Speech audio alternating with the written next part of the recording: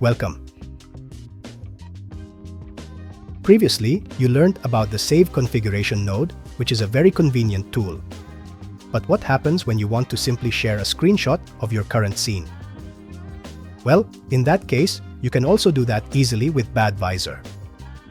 I will be using the same scene as in the Save Configuration tutorial. If you have not seen the Save Configuration tutorial, please check it out. Here, I drag and drop my screenshot node in my scene, and I can immediately configure some of the parameters.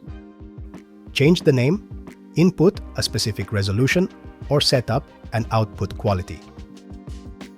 For the resolution, as you can read in the node, this will use the screen size if you do not input any value.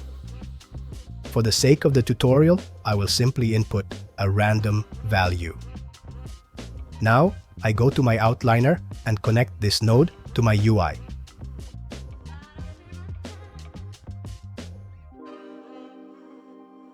Then, I can do the configuration for the item in my scene.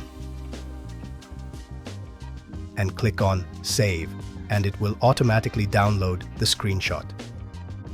I hope you enjoyed this quick tutorial. Thank you for watching.